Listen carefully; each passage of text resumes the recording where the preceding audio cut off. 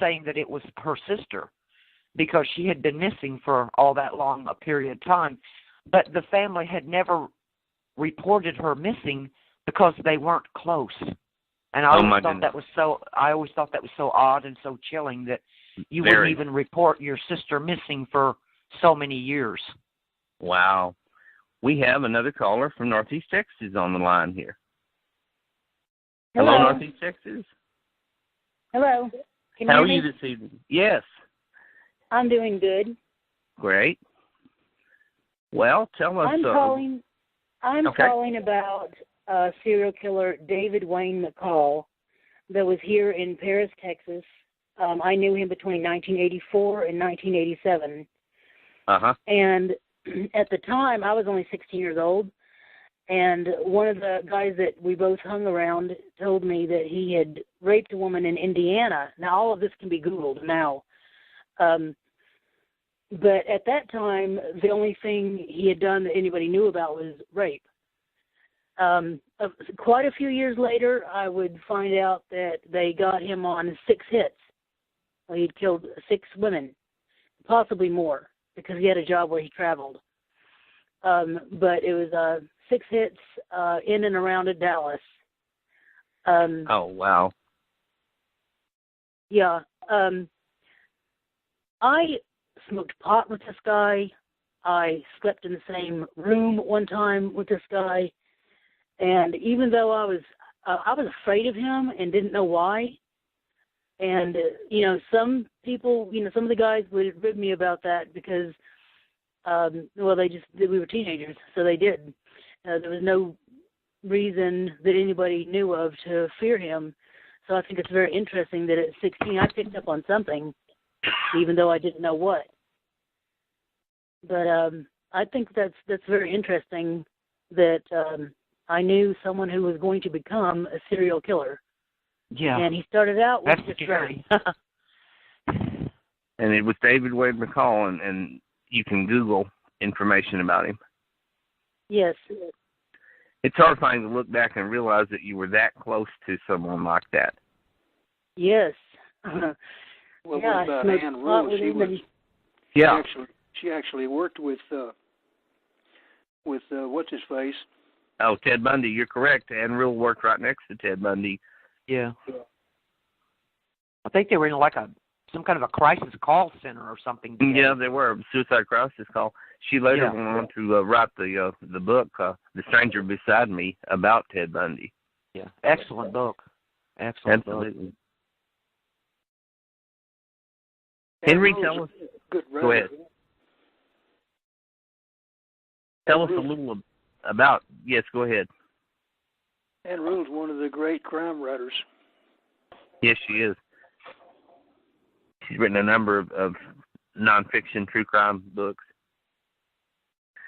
Deb Gallant, you've had some experience in the criminal justice system. Tell us a little about that. Well, actually, I just studied. I wanted to go on to become a probation officer, but I just ran out of money, so I only, received my associate's degree. Mm-hmm. But during that time, it was a very intense course. We learned photography back when, you didn't have digital cameras, and how to process fingerprints. And we had to do a lot of research. And it was during that time that I became a staunch advocate against the death penalty. And there's a reason for this. Up until that time, I figured, hey, let him die.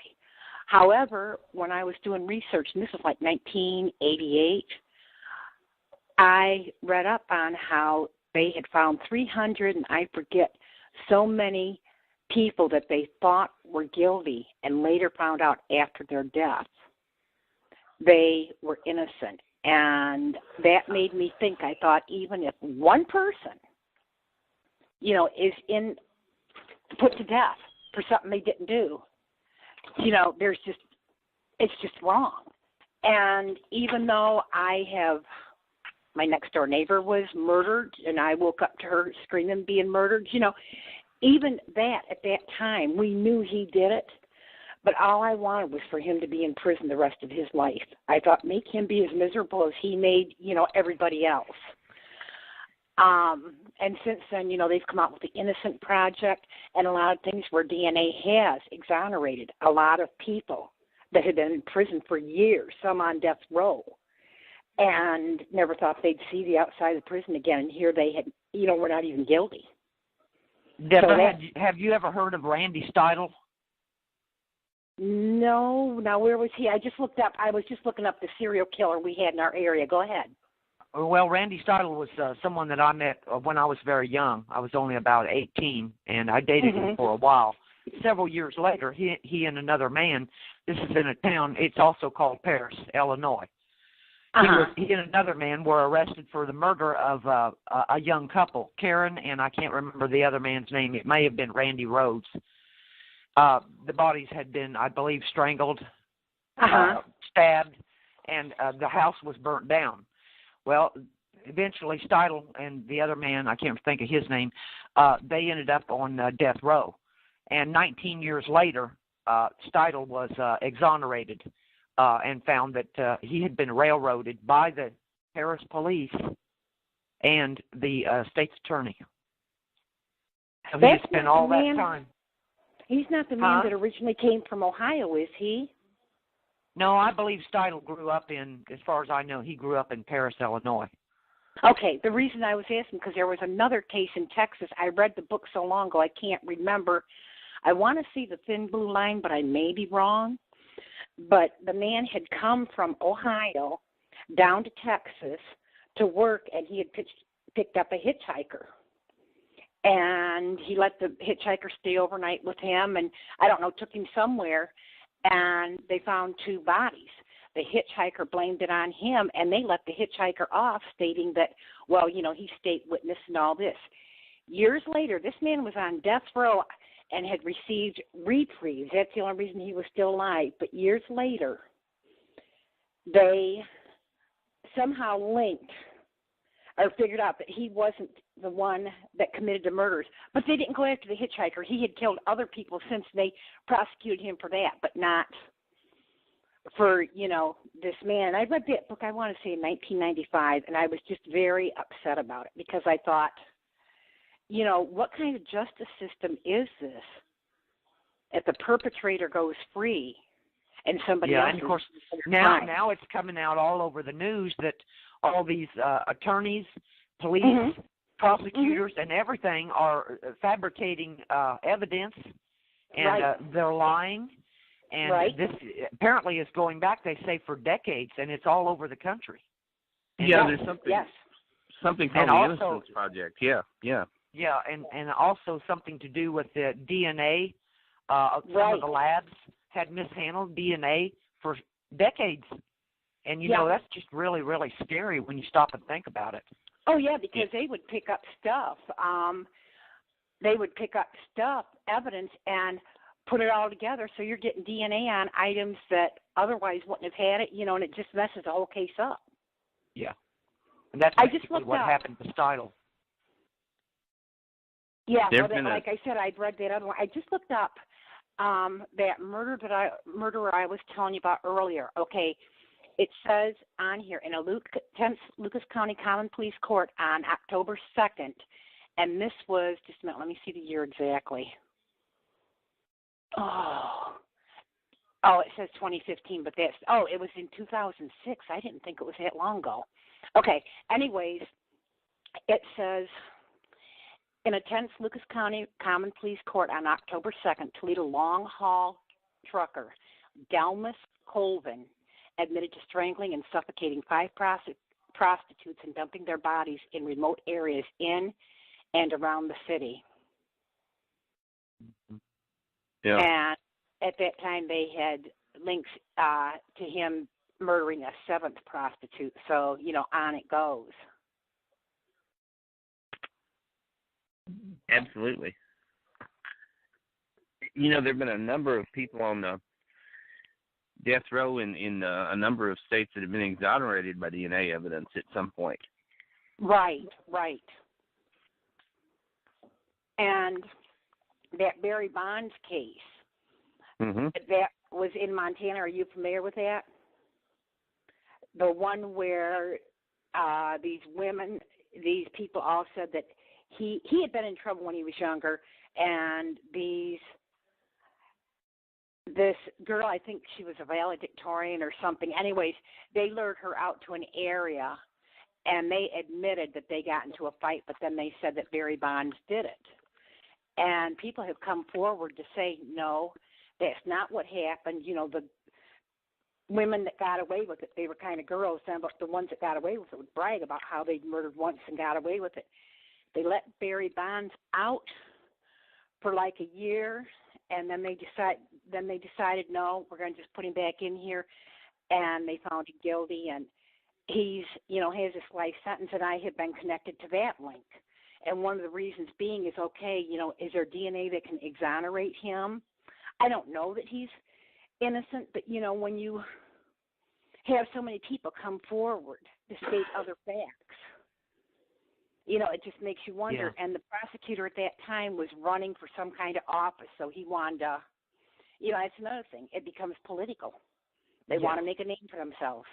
Yeah, and I'm sure that's happened, you know, ever since there's been, you know, police forces and FBI and prosecutors and the whole bit. I mean, they're the ones that are in position to fabricate evidence if they want to. Right, right. I'm really surprised that Scotland Yard didn't hang the Jack the Ripper murders on some poor soul.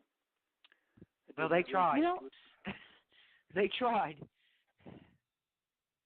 Absolutely. And, you know, somebody said they discovered who. Somebody said there's new evidence that it was a policeman that did those murders. Anybody? But there's all kinds of theories. Patricia Cornwell has an excellent book out. I heard it was a prominent doctor. I heard it was a prominent doctor. I did too. Because he had knowledge of the anatomy, he was taking their uterus out and wrapping it around them. Yeah. Only a doctor at that time would have known how to do that. Right. It's like that Black Dahlia that's never been, you know, they've never solved that, although there's been a lot of theories. Uh-huh. They thought that might have been a doctor, too. They think it was the famous torso killer.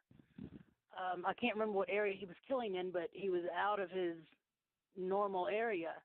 But the crime was basically the same. And they called him the torso killer. They never found him. And because what happened to the Black Dahlia was so close to what happened to the other victims, they think that that's who it was. It's a good possibility there. You know, another long unsolved one, the Zodiac killer out in California, too, who claimed a number of victims. Yeah. Yes. Yeah, they've got more than one that they call the Zodiac killer. Say what you want about the Zodiac killer. He did have a sense of humor. Oh, those strange letters that he would send to the newspapers? Right. What about that BTK killer? Uh-huh. Yeah, BTK. Yeah. Right. Went undetected for 20 years, didn't he, or longer? Mm-hmm. It makes you wonder, you know, how many serial killers are actually roaming the country at any given time. You know, are there 20 or 30 of them, or, you know, are there over 100? According to John, the guy that instituted the FBI Profiler program. Uh-huh. Yeah, I know who you're talking about. I can't think of his last name. Back in the 80s, he said that at that time there were over 100 serial killers. He estimated that there were over 100 serial killers operating in America. Man. See, they get smarter. They get smarter at hiding the bodies and planning false trails and all that. As the years pass, the police get some